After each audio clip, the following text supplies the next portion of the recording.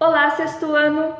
Vamos para a nossa segunda aula de hoje e nessa aula nós vamos falar sobre o uso dos solos e os deslizamentos de terra.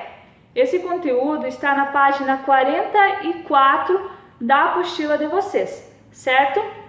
Então, como nós estudamos no capítulo anterior, aqui no Brasil não ocorrem grandes catástrofes geológicas pela dinâmica interna do nosso planeta. Então, não ocorrem vulcões ou terremotos intensos, apenas ocorrem tremores pequenos que não oferecem riscos à população.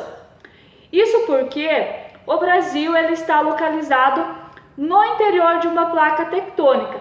Ele está localizado no centro da placa sul-americana, ou seja, o território ele está localizado distante dos limites que separam as placas e que são os locais onde esses fenômenos ocorrem com maior intensidade e com maior frequência.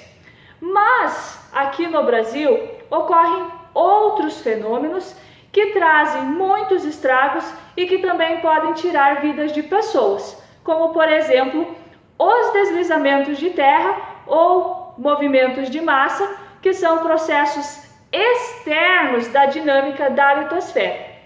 Mas o que são deslizamentos de terra?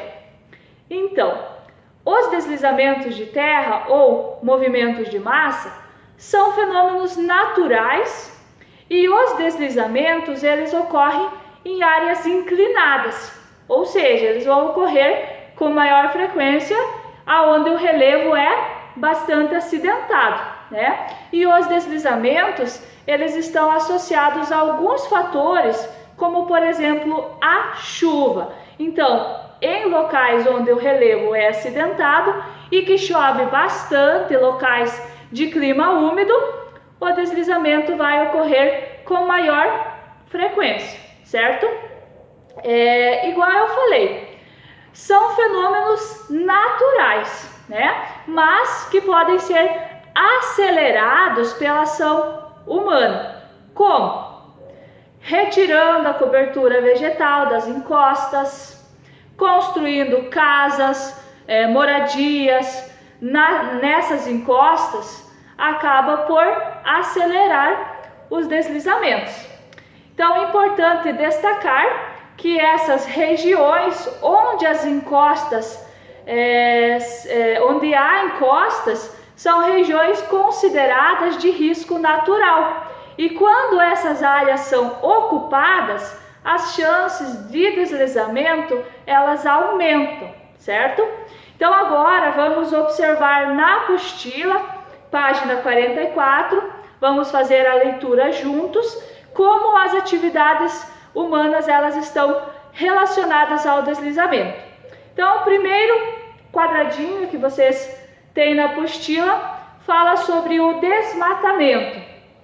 Então, como a vegetação funciona como uma espécie de barreira que impede que a água da chuva impacte diretamente sobre o solo, sua retirada o expõe e o deixa suscetível a deslizamentos.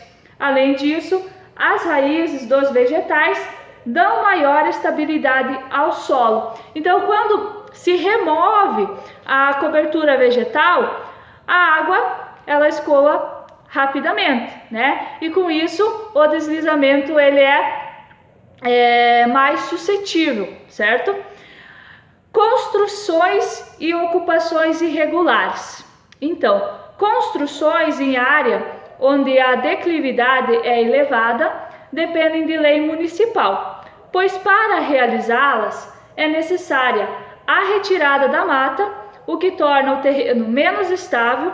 Apesar do rigor da lei, várias cidades apresentam casas e edifícios em terrenos irregulares em razão da declividade acentuada. Então, há várias regiões em que as pessoas elas vão morar embaixo dessas encostas e como nós falamos anteriormente, quando a cobertura vegetal é retirada dessas áreas, a maior probabilidade de ocorrer deslizamentos, né? E aqui a gente não culpa as pessoas, né? As pessoas elas não têm onde morar e, consequentemente, elas vão morar nessas áreas consideradas áreas de risco, certo? Então, teria que ter políticas públicas, né, voltadas para essas pessoas, para elas terem moradias em locais seguros, certo? Então, agora, na página 45, né, como vocês puderam observar, esse conteúdo ele é bastante sucinto, tá? Bastante simples de compreender. Na página 45, vocês encontram esse mapa, tá? E a partir da observação desse mapa, que está mostrando os deslizamentos de 2009 a 2013 aqui no Brasil, vocês irão responder essas duas questões abaixo, tá? Respondendo as questões, tirem uma foto e enviem no grupo para eu poder ver